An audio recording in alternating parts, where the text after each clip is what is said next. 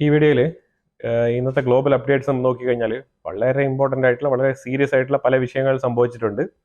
അതിൽ നമ്മൾ ആദ്യമേ തന്നെ ഇസ്രായേലിൻ്റെ ഭാഗത്ത് നിന്ന് തുടങ്ങിക്കഴിഞ്ഞാൽ ലെബനൻ്റെ ഉള്ളിൽ ഈ സീസ് ഫയർ പ്രഖ്യാപിച്ചതിന് ശേഷം ആദ്യമായിട്ട് ബെയ്റൂത്തിൽ ഇവാക്യുവേഷൻ ഓർഡർ പുറപ്പെടുവിച്ചിരിക്കുകയാണ് ഇസ്രായേൽ. അപ്പോൾ അത് പുറപ്പെടുവിച്ചത് മാത്രമല്ല, അവിടെ ആക്രമണം തകൃതിയായിട്ട് നടത്തുന്നുണ്ട്. അതിൻ്റെ കാരണം എന്താന്ന് പറഞ്ഞാൽ ലെബനന്റെ ഭാഗത്തുനിന്ന് ഇസ്രായേലിന്റെ നോർത്തേൺ ഇസ്രായേലിന്റെ ഭാഗത്തേക്ക് റോക്കറ്റുകൾ ഫയറിംഗ് ഉണ്ടായിരുന്നു എന്നുള്ളതാണ്. ഇതാണ് മെയിൻ ആയിട്ടുള്ള റീസൺ. ഇതിന് മുമ്പ് ഉണ്ടായിരുന്ന ആ ഒരു ഫയറിങ്ങിനെ അവർ ഇല്ല, ഞങ്ങളൊന്നും ചെയ്തില്ല, ഹിസ്ബുള്ളക്ക് ഇതിനകത്ത് ഒരു പങ്കുമില്ല എന്നുള്ള രീതിയിലൊക്കെ പറഞ്ഞ് ഒഴിവുകൾ പറഞ്ഞ് ഇങ്ങനെ ഒഴിഞ്ഞു നിന്നൊരു അവസ്ഥയായിരുന്നു കണ്ടിരുന്നത്. പക്ഷെ ഇപ്പം തെളിവോടുകൂടി കയ്യോടെ പൊക്കിയിരിക്കുകയാണ് ഇസ്രായേൽ. അപ്പൊ അതിപ്പോ രണ്ടാമത്തെ ദിവസം അവർ വീണ്ടും ആവർത്തിച്ചാണ്, ഇതേപോലെ ആവർത്തിച്ചിട്ട് നോർത്തേൺ ഇസ്രായേൽ ഭാഗത്തേക്ക് ഇവർ റോക്കറ്റ് ഫയർ ചെയ്തു ഹിസ്ബുള്ളകൾ. അപ്പൊ ഇവരെ കൊണ്ട് ഒരു രീതിയിലും അടങ്ങിയിരിക്കാൻ പറ്റത്തില്ല, കാരണം ഇവരുടെ തലച്ചോറിൽ കിടക്കുന്ന ഒരു സോഫ്റ്റ്വെയർ ഇതിനെ അനുവദിക്കില്ല എന്നുള്ളതാണ്. അപ്പൊ അതുകൊണ്ട് തന്നെയാണ് അവർ തുടരെ അവരിങ്ങനെ കൈത്തരിപ്പ് ഇങ്ങനെ എടുത്തിട്ട് അവർ റോക്കറ്റ് ഇങ്ങനെ ഫയർ ചെയ്ത് വിടുന്നത്.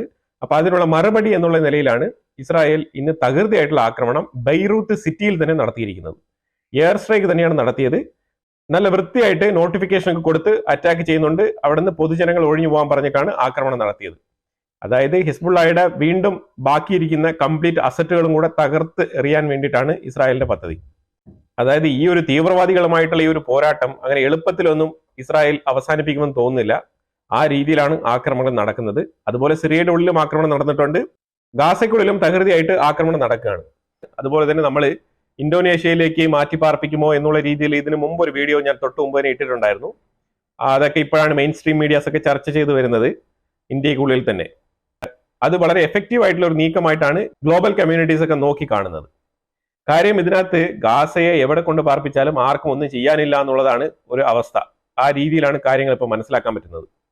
സീസ് ഫയർ ചർച്ചയ്ക്ക് വേണ്ടിയിട്ട് പോയ അബ്ദുൽ ഫത്ത അൽ സിസി ഒരു തീരുമാനവും കൊണ്ടുവന്നിട്ടില്ല, ഒരു പ്രപ്പോസലും ഇതുവരെ മുൻമൊഴിഞ്ഞിട്ടില്ല. ഹമാസും ഈജിപ്തും ഖത്തറും ആ തീവ്രവാദ കൂട്ടായ്മയുടെ ഉള്ളിൽ തന്നെ ഒരു തീരുമാനം എടുക്കാൻ പറ്റുന്നില്ല എന്നുള്ളതാണ്. അവിടെ തന്നെ തമ്മിലടിയാണ്. അവർ തന്നെ സ്വയമേ ഒരു തീരുമാനത്തിൽ എത്തിയിട്ട് അതിനുശേഷം ഇസ്രായേൽ പങ്കെടുക്കുന്നതായിരിക്കും ഏറ്റവും നല്ലത്. അതുകൊണ്ട് തന്നെ അമേരിക്കയും കുറച്ച് വിട്ടു നിൽക്കുന്നതായിട്ടാണ് ഇപ്പൊ നമുക്ക് മനസ്സിലാക്കാൻ പറ്റുന്നത്. അമേരിക്കയുടെ B-2 ബോംബർ 6 മുതൽ 8 എണ്ണം എന്നാണ് പറയപ്പെടുന്നത്. അത് മിഡിൽ ഈസ്റ്റില് ബ്രിട്ടീഷ് ടെറിട്ടറിയിൽപ്പെട്ട ഒരു ഐലൻഡിലാണ് ഈ ഒരു 6 മുതൽ 8 B-2 ബോംബർ സ്റ്റെൽത്ത് ഫൈറ്റർ ജെറ്റുകൾ കൊണ്ട് അമേരിക്ക വെച്ചിരിക്കുന്നതാണ് പൊതുവിലെ വാർത്ത വരുന്നത്. ഇതിനകത്ത് ഇറാനെ ആക്രമിക്കുമ്പം 2-3 കാര്യങ്ങൾ നമ്മൾ ഇതിനകത്ത് ശ്രദ്ധിക്കേണ്ടതുണ്ട്. നമ്മൾ എപ്പോഴും ഇറാൻ എന്ന് പറഞ്ഞ് സംസാരിച്ചു പോയാലും ഇറാന്റെ ഉള്ളിൽ നമ്മൾ ഇപ്പം തീർച്ചയായിട്ടും ഒരു ഓപ്പറേഷൻ നടത്തണം എന്നുണ്ടെങ്കിൽ ഓപ്പറേഷൻ നടത്തത്തക്ക രീതിയിൽ അവിടെ എന്തോ സംഭവമുണ്ട് എന്നാണ് നമ്മൾ മനസ്സിലാക്കാൻ പറ്റുന്നത്. അപ്പൊ ഇതിനകത്ത് ഏറ്റവും കൂടുതൽ നമ്മൾ പറഞ്ഞു വന്നു കഴിഞ്ഞാൽ ഈ കത്ത്, ട്രംപ് അയച്ച കത്തില് എന്താണ് പറഞ്ഞിരുന്നത്? ട്രംപ് ഒരു കത്ത് അയച്ചിരുന്നല്ലോ ആയത്തുള്ള ഖമനേയ്ക്ക്. ആ കത്തിൽ എന്താണ് പറഞ്ഞിരിക്കുന്നത് എന്നുള്ളത് ഇപ്പൊ പൊതുവിൽ എങ്ങനെ പുറത്തു വരുന്നുണ്ട്. ആ കത്തിൽ പറഞ്ഞിരിക്കുന്ന ഒന്നുമല്ല, 2 വിഷയങ്ങളാണ് ആ കത്തിൽ പറഞ്ഞിരിക്കുന്നത്. ഡയലോഗ് ഡിപ്ലോമസിയിലൂടെ ഞങ്ങൾക്ക് നിങ്ങളെ ടേബിളിൽ കൊണ്ടുവന്ന് ചർച്ച നടത്തി ഈ ന്യൂക്ലിയർ ഡീൽ ഉറപ്പുവരുത്തിക്കൊണ്ട് നിങ്ങൾക്ക് ഒരുപാട് എക്കണോമിക്കൽ പുരോഗതി ഉണ്ടാക്കാൻ കഴിയും. ഇനി അഥവാ നിങ്ങൾ അതിന് തുനിയുന്നില്ല, ഇല്ലെങ്കിൽ അതിന് നിങ്ങൾക്ക് താല്പര്യമില്ല എന്നുണ്ടെങ്കിൽ മിലിറ്ററി ആക്ഷനിലൂടെയും അമേരിക്കയ്ക്ക് നിങ്ങളെ ഇതേപോലെ ടേബിളിൽ കൊണ്ടുവന്ന് ഇരുത്താൻ കഴിയും. അപ്പൊ 2-ല് എന്ത് തീരുമാനം എടുക്കണം എന്നുള്ളത് നിങ്ങൾക്ക് തീരുമാനിക്കാം എന്നുള്ള മെസ്സേജ് അടങ്ങിയ ഒരു കത്താണ് ട്രംപ് അയച്ചതായിട്ട് ഇപ്പൊ പൊതുവിൽ വാർത്തകൾ പുറത്തു വരുന്നത്. അപ്പൊ ഈ കത്ത് കിട്ടിയതിനു ശേഷം ഇറാൻ അവരുടെ മിലിറ്ററി ആയുധങ്ങൾ, മിസൈൽ സിസ്റ്റം, ഇതേപോലത്തെ സംഗതികളൊക്കെ ഐലൻഡുകളിൽ മിഡിൽ ഈസ്റ്റില്, അതായത് ഗ്രേറ്റർ തൻബ, ലെസർ തൻബ, അബു മൂസ ഐലൻഡുകളിലായിട്ട് അവർ ഡിപ്ലോയ് ചെയ്യാണ് ചെയ്തത് അവരുടെ മിസൈലുകളൊക്കെ. ഇതിന്റെ സൂചന എന്താണെന്ന് പറഞ്ഞാൽ മിലിറ്ററി ആക്ഷൻ ഉപയോഗിക്കുകയാണെന്നുണ്ടെങ്കിൽ ഞങ്ങൾക്ക് എന്ത് ചെയ്യണം എന്നറിയാം എന്നുള്ളൊരു മറുപടിയാണ് ഇറാൻ അതിലൂടെ കൊടുത്തത് അമേരിക്കയ്ക്ക്. അതാണ് ഒരു മെസ്സേജ്. ഈ മെസ്സേജ് കൊടുത്ത പാടെയാണ് അമേരിക്ക അവരുടെ 6 മുതൽ 8 എന്നാണ് പറയുന്നത് B-2 ബോംബർ സ്റ്റെൽത്ത് ഫൈറ്റർ ജെറ്റുകളെ കൊണ്ട് മിഡിൽ ഈസ്റ്റ് ഭാഗത്ത് തന്നെയുള്ള ബ്രിട്ടീഷ് ടെറിട്ടറിക്ക് സ്വന്തമായിട്ടുള്ള ഒരു ഐലൻഡ് ഉണ്ട്, അവിടെ കൊണ്ട് സ്ഥാപിച്ചിരിക്കുന്നത്. ഇതിൽ നിന്നും ഇറാനെ ടാർഗറ്റ് ചെയ്യാൻ വളരെ എളുപ്പമാണ്. അതായത് കമ്പാരിറ്റീവ്ലി ഇറാനെ അറ്റാക്ക് ചെയ്യാൻ വളരെ ക്ലോസർ പ്രോക്സിമിറ്റിയിലുള്ള ഒരു സ്ഥലമായിട്ടാണ് ഈ ഒരു ഐലൻഡ് തിരഞ്ഞെടുത്തിരിക്കുന്നത്. കാരണം ഇറാന്റെ ത്രെട്ട് മറ്റുള്ള അറബ് മേഖലയിൽപ്പെട്ട അമേരിക്ക സഖ്യരാഷ്ട്രങ്ങളുണ്ട്, അതായത് UAE, സൗദി അറേബ്യ പോലത്തെ രാജ്യങ്ങൾ. ഈ രാജ്യങ്ങൾക്കൊക്കെ ഒരു ഭീഷണി വരാൻ പാടില്ല ഇറാന്റെ ഭാഗത്തുനിന്ന്. അപ്പൊ അഥവാ അമേരിക്ക ഈ രാജ്യങ്ങളിലുള്ള ബേസുകളെയൊക്കെ ഉപയോഗിക്കുന്നു എന്നുണ്ടെങ്കിൽ ഇറാൻ അതൊരു പ്രൊവോക്കേഷനായിട്ട് മാറുകയും ഇറാൻ തിരിച്ച് ഈ രാജ്യങ്ങളെ ആക്രമിക്കാനുള്ള സാധ്യത വളരെ കൂടുതലാണ്. അപ്പൊ അതുകൊണ്ട് എന്തെങ്കിലും ഒരു അവസരം കിട്ടാൻ കാത്തിരിക്കുകയാണ് ഇറാൻ. അപ്പൊ അതിനു വേണ്ടിയിട്ടാണ് അമേരിക്ക വളരെ ബുദ്ധിപൂർവ്വം ഈ ഒരു ഐലൻഡ് തിരഞ്ഞെടുത്തിരിക്കുന്നത്. ഓക്കെ, നമ്പർ 1 ഇത് നിങ്ങൾ മനസ്സിൽ വെച്ചോ. അപ്പൊ എന്താണ് ഈ ഇറാനിൽ അറ്റാക്ക് ചെയ്യാനുള്ളത് എന്ന് പറഞ്ഞാൽ, ഇറാനിലുള്ള ഒരു ചാലഞ്ച് എന്ന് പറഞ്ഞാൽ അവരുണ്ടാക്കി വെച്ചിരിക്കുന്ന ആയുധങ്ങൾക്ക് വലിയ പവറോ പത്രാസോ ഒന്നും തന്നെ ഇല്ല. പക്ഷെ അത് വന്ന് വീണാൽ എന്തെങ്കിലും അപകടം സംഭവിക്കുമെന്ന് ചോദിച്ചു കഴിഞ്ഞാൽ തീർച്ചയായിട്ടും അത്ര കെയർലെസ് ആയിട്ടാണ് ഓപ്പോണന്റ് ഉള്ളതെന്നുണ്ടെങ്കിൽ തീർച്ചയായിട്ടും അവര് നിശ്ചിത തോതിലുള്ള ഒരു ആക്രമണം നടത്തി എന്തെങ്കിലുമൊക്കെ അവർക്ക് നേടാൻ കഴിയും. പക്ഷെ ഇവിടെ അമേരിക്കയെ എതിർക്കാൻ കഴിയുമോ എന്ന് ചോദിച്ചു കഴിഞ്ഞാൽ അതൊരു വലിയ ചോദ്യചിഹ്നമാണ്. അമേരിക്കയെ എതിർക്കാൻ കഴിയില്ല. അതിനുള്ള 2-3 ഉദാഹരണങ്ങൾ നമ്മളിവിടെ പങ്കുവയ്ക്കുന്നുണ്ട്. അതിൽ ഒന്ന്, ഇവരുടെ മെയിൻ ആയിട്ടുള്ള ഒരു അഡ്വാൻറ്റേജ് എന്ന് പറഞ്ഞാൽ ഇവർ ഇങ്ങനെ തുരങ്കങ്ങൾ പണിത് വെക്കുന്നത് എന്തുകൊണ്ടെന്ന് പറഞ്ഞാൽ, ഇപ്പൊ ഈ ടണലുകൾ ഇവർ പണിയുന്നത് സമതലത്തിലുള്ള ഒരു ഗ്രൗണ്ടിലാണെന്നുണ്ടെങ്കിൽ ഇത്ര അടി താഴ്ചയിൽ കുഴിച്ചിട്ട് ഇവര് അതിനുള്ളിൽ തുരങ്കങ്ങൾ ഉണ്ടാക്കി വെക്കുന്നു എന്ന് നമുക്ക് വേണമെങ്കിൽ ഊഹിക്കാം. പക്ഷെ ഇവർ ചെയ്തിരിക്കുന്ന പരിപാടി എന്ന് പറഞ്ഞാൽ എല്ലാ മൗണ്ടൻസിന്റെ താഴ്വാരത്താണ് ഇവർ എല്ലാ ഗുഹകളും പല രീതിയിലുള്ള ഈ ടണലുകളൊക്കെ നിർമ്മിച്ചു വെച്ചിരിക്കുന്നത്. ഇതിന്റെ സ്റ്റാർട്ടിംഗ് പോയിന്റ് വളരെ എളുപ്പത്തിൽ തന്നെ കണ്ടെത്താൻ കഴിയുമെങ്കിലും ഇത് ഉള്ളിലൂടെ പോകുമ്പോഴത്തേക്കും ഏത് രീതിയിലാണ് വളഞ്ഞു തിരിഞ്ഞു പോകുന്നത് എന്നുള്ളത് നമുക്ക് കണ്ടെത്താൻ വളരെ ബുദ്ധിമുട്ടാണ്. അത് ഒന്നാമത്തെ കാര്യം. രണ്ടാമത്തേത്, ഇത് മലകളുടെ അടിയിലായതുകൊണ്ട് തന്നെ ഈ സ്റ്റാർട്ടിംഗ് പോയിന്റിലുള്ള ഡിസ്റ്റൻസ് അല്ല, ആ ഒരു ദൂരപരിധി അല്ല, ഇത് ഉള്ളിലേക്ക് ചെല്ലുമ്പോഴത്തേക്കും ഈ മലയുടെ ഡെപ്ത് അനുസരിച്ച് മേളിൽ നിന്ന് നോക്കുമ്പോഴത്തേക്കും മലയുടെ ഡെപ്ത് അനുസരിച്ച് ഈ ഉള്ളിലേക്ക് പോകുന്ന തുരങ്കങ്ങളുടെ ഡെപ്ത് വളരെ കൂടുതലാണ്. ഡെപ്ത് വളരെ കൂടുതലാണെന്ന് പറഞ്ഞാൽ തുടങ്ങുന്ന സ്ഥലത്ത് ഡെപ്ത് കുറവായിരിക്കും, പക്ഷെ ഉള്ളിലേക്ക് പോകുമ്പോഴത്തേക്കും മല ഇങ്ങനെ ഉയർന്നു നിൽക്കുകയല്ലേ. അപ്പൊ അതുകൊണ്ട് തന്നെ അതിന്റെ ഡെപ്ത് വളരെ ഡീപ്പായിട്ടാണ് കൺസിഡർ ചെയ്യപ്പെടുന്നത്. മേളിൽ നിന്ന് ആക്രമിക്കുന്ന ഒരു 60 മീറ്റർ 70 മീറ്റർ ഒക്കെ ആണെന്നുണ്ടെങ്കിൽ ഒരു ബങ്കർ ബസ്റ്ററൊക്കെ ഇട്ട് പെട്ടെന്ന് തന്നെ തകർത്ത് കളയാൻ കഴിയും. പക്ഷെ അതിൽ താഴെ 100, 110, 120 അടി താഴ്ചയിൽ നിന്നൊക്കെ പോകുമ്പോഴത്തേക്കും തുരങ്കത്തിന്റെ ഉള്ളിൽ വെച്ചിട്ട് ഇവർക്ക് ബാലിസ്റ്റിക് മിസൈൽ വിന്യസിക്കാൻ കഴിയില്ല. ഇവരത് ബാലിസ്റ്റിക് മിസൈൽ വിന്യസിക്കണമെന്നുണ്ടെങ്കിൽ ഇവർ ആ വണ്ടി വെളിയിൽ കൊണ്ടുവന്നിട്ട് അതിൽ നിന്നാണ് ഇവർ ബാലിസ്റ്റിക് മിസൈൽ വിടുന്നത്. അല്ലാന്നുണ്ടെങ്കിൽ സ്റ്റാറ്റിക് ആയിട്ടുള്ള സ്ഥലങ്ങൾ ചില 1, 2, 3 സ്ഥലങ്ങൾ ഇവർ രൂപപ്പെടുത്തി വെച്ചിട്ടുണ്ടാവും. അതായത് ഈ ഭൂമിക്ക് അടിയിൽ നിന്ന് തന്നെ ബാലിസ്റ്റിക് മിസൈൽ വിന്യസിക്കുന്ന രീതിയിലുള്ള ചില തുരങ്കങ്ങളൊക്കെ വെച്ചുകൊണ്ട് അതിന്റെ ഉള്ളിൽ നിന്ന് ഡയറക്റ്റ് ആയിട്ട് തന്നെ ഡിപ്ലോയ് ചെയ്യാൻ പാകത്തിന് ഇവർ ചിലപ്പം ചെയ്തു വെച്ചിട്ടുണ്ടാവാം. അത് എല്ലാ സ്ഥലത്തും സാധ്യമാണെന്ന് ചോദിച്ചു കഴിഞ്ഞാൽ അത് അസാധ്യമാണ്. പിന്നെ ഇറാൻ പറഞ്ഞിരിക്കുന്നത് അവർക്ക് 2-3 ഇതേപോലെ പെർ മന്ത് 2-3 ഇതേപോലെ തുരങ്കങ്ങൾ ഉണ്ടാക്കാൻ സാധിക്കുമെന്നാണ് പറഞ്ഞിരിക്കുന്നത്.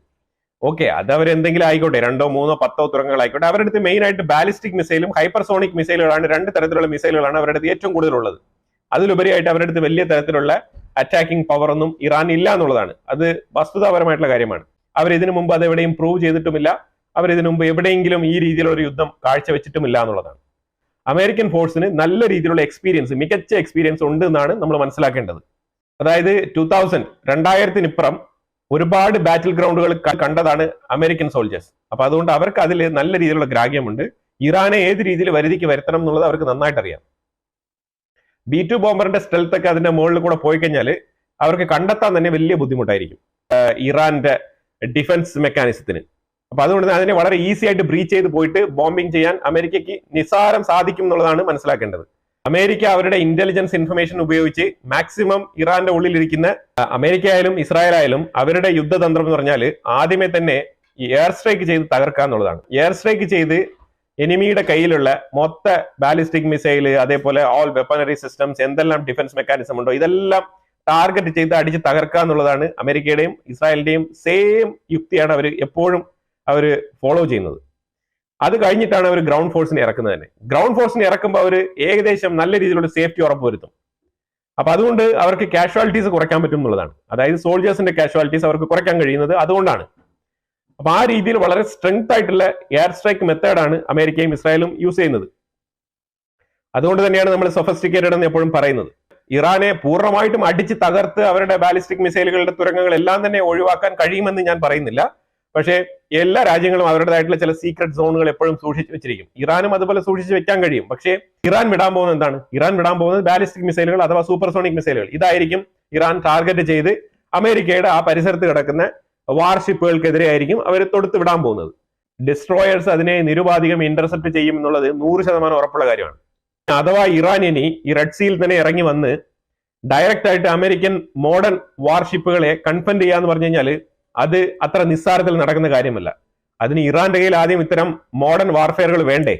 ഇറാന്റെ കയ്യിൽ അമേരിക്കയുടെ കയ്യിലുള്ളതുപോലെ ഈ ഹാരി എസ് ട്രൂമൻ പോലത്തെയോ കാൾസൺ പോലത്തെയോ ഒറ്റൊരു സാധനം, ഞാൻ പറഞ്ഞത് എയർക്രാഫ്റ്റ് കാരിയർ ഫ്ലീറ്റുകൾ, അത്തരം മോഡേൺ എക്യുപ്മെന്റ്സ് ആണ് അമേരിക്കയുടെ ഹാരി എസ് ട്രൂമൻ പോലത്തെ കാൾസൺ പോലത്തെ എയർക്രാഫ്റ്റ് ഫ്ലീറ്റുകൾ ഉപയോഗിക്കുന്ന ടെക്നോളജി. ഈ ടെക്നോളജിയും ഈ വാർഷിപ്പുകളെയും പകരം വെക്കാൻ അവരുടെ പക്കൽ എന്താണുള്ളത്? ഇറാന്റെ പക്കല് ടാങ്കർ ഷിപ്പുകളില്ലേ, ഇവർ എണ്ണ കയറ്റി അയക്കുന്ന ടാങ്കർ ഷിപ്പുകൾ, ഈ ടാങ്കർ ഷിപ്പുകളെയാണ് ഇവർ മോഡിഫൈ ചെയ്തിട്ട് ഈ വാർ ഷിപ്പുകളായിട്ട് മോഡിഫൈ ചെയ്തിരിക്കുകയാണ്. അതായത് ഈ ടാങ്കർ ഷിപ്പുകളെ വാർ ഷിപ്പുകളായിട്ട് മോഡിഫൈ ചെയ്തിട്ടാണ് ഇറാൻ ഉപയോഗിക്കുന്നത്. അപ്പൊ അത് അത്ര എഫക്റ്റീവ് അല്ല. വാർഷിപ്പ് എന്ന് പറയുന്ന ഈ ടാങ്കർ മോഡിഫൈഡ് ഷിപ്പുകൾ കടലിന്റെ ഉള്ളിൽ ഇറങ്ങിയാൽ തന്നെ ആ ലൊക്കേഷൻ വളരെ കൃത്യമായിട്ട് അമേരിക്ക വളരെ പെട്ടെന്ന് തന്നെ ഈ ഒരു ഹാരി എസ് ട്രൂമനിൽ നിന്നോ കാൾസണിൽ നിന്നോ കണ്ടെത്തുകയും ആ സ്പോട്ടിൽ തന്നെ അതിനെ അറ്റാക്ക് ചെയ്ത് നശിപ്പിക്കാൻ കഴിയുന്ന ഒരു സാഹചര്യമാണ് ഉണ്ടാവുക. അത്ര വീക്കാണിത്. ഈ ട്രൂമാന്റെ മുന്നിലോ കാൾസന്റെ മുന്നിലോ ഒന്നും പിടിച്ചു നിൽക്കാൻ പറ്റുന്ന കപ്പാസിറ്റി ഒരിക്കലും അതിനില്ല എന്നുള്ളതാണ്. അപ്പൊ ഇതാണ് ഇറാന്റെ അവസ്ഥ, അതാദ്യം മനസ്സിലാക്കണം. ഇതിലുപരിയായിട്ട് അമേരിക്കയെയോ ഇസ്രായേലിനെയോ നേരിടാൻ പാകത്തിനുള്ള ഒരു രീതിയിലുള്ള സൊഫസ്റ്റിക്കേറ്റഡ് എക്യുപ്മെന്റ്സും ഇറാന്റെ പക്കൽ ഇല്ല എന്നുള്ളതാണ്. അവരുടെ പക്കലുള്ളതെല്ലാം ഈ ഒരു ബാലിസ്റ്റിക് മിസൈൽസ്, അതുപോലെ തന്നെ ഈ സൂപ്പർസോണിക് മിസൈൽസ്, ഇതാണ് അവരുടെ കയ്യിലുള്ളത്. ഇനിയിപ്പോ എന്തെങ്കിലും 1, 2, 5, 10, 8 ഫൈറ്റർ ജെറ്റുകൾ മേടിച്ച് വെച്ചിട്ടുണ്ടായിരുന്നെങ്കിലും അതിനെയും പൊക്കിക്കൊണ്ട് വന്നു കഴിഞ്ഞാൽ അമേരിക്ക നിരുപാധികം അടിച്ചു വീഴ്ത്തും എന്നുള്ളത് 100% ഉറപ്പുള്ള കാര്യമാണ്. ആ രീതിയിലുള്ള റഡാർ കപ്പാസിറ്റി, അതുപോലെ തന്നെ അമേരിക്കൻ വാർഷിപ്പുകൾ കടലിന്റെ മീതെ സഞ്ചരിക്കുമ്പോഴത്തേക്കും താഴെയുള്ള സമറൈൻ പോലത്തെ, അതുപോലെ തന്നെ ടോർപിഡോസ് ഒക്കെ, ഇതൊക്കെ കണ്ടെത്താൻ കഴിയുള്ള ആ ശേഷിയുള്ള കപ്പാസിറ്റിയുള്ള വാർഷിപ്പുകളാണ് അമേരിക്കയുടെ വാർഷിപ്പ്. അതുപോലെയാണ് ഒരു ടാങ്കർ ഷിപ്പിനെ വാർഷിപ്പായിട്ട് മാറ്റിക്കൊണ്ടുവന്ന് ഒരു ടെക്നോളജിയും ഇല്ലാതെ വെള്ളത്തിൽ ഇറക്കി കൊണ്ടുവരുന്ന ഒരു ബേസ് മാത്രമാണ് അത്. അതായത് ഫ്ലൈറ്റ് ഒക്കെ ലാൻഡ് ചെയ്യണം എന്നുണ്ടെങ്കിൽ ഒരു ബേസ് ആയിട്ട് ഉപയോഗിക്കാം. അതിലുപരിയായിട്ട് ചില മിസൈലുകൾ അതിൽ നിന്ന് വിന്യസിക്കാം. അതിലുപരിയായിട്ട് ഇറാന്റെ വാർഷിപ്പുകൾക്ക് ഒരു കപ്പാസിറ്റി ഇല്ല എന്നുള്ളതാണ്. അതാണ് മനസ്സിലാക്കേണ്ടത്. ഇനി വല്ല റഡാർ സിസ്റ്റം എല്ലാം വെച്ചിട്ടുണ്ടെങ്കിൽ ട്രാക്ക് ചെയ്യാനും പറ്റുമായിരിക്കും. അതിലുപരിയായിട്ട് അവർക്ക് ഒന്നും തന്നെ ചെയ്യാൻ കഴിയില്ല എന്നുള്ളതാണ്. അപ്പൊ എന്തായാലും ഇതാണ് നിലവിലെ അവസ്ഥ. ഇറാൻ അമേരിക്ക ടെൻഷൻ മുറുകിക്കൊണ്ട് തന്നെയാണ്. ഇറാൻ അമേരിക്ക ടെൻഷൻ വർദ്ധിക്കുന്ന അവസ്ഥയിലാണ്. കാര്യം ആ രീതിയിൽ മിലിറ്ററി ആക്ഷൻ എന്നുള്ള നിലയിലാണ് രണ്ട് രാജ്യങ്ങളും തന്നെ ഇപ്പൊ മുന്നോട്ട് ചുവട് വെച്ചിരിക്കുന്നത്. തീർച്ചയായിട്ടും ഇതിനെക്കുറിച്ചുള്ള അഭിപ്രായങ്ങൾ കമന്റ് ബോക്സിൽ രേഖപ്പെടുത്തുക. കൂടുതൽ വിശേഷങ്ങളുമായിട്ട് അടുത്ത വീഡിയോയിൽ വരാം. Thank you so much.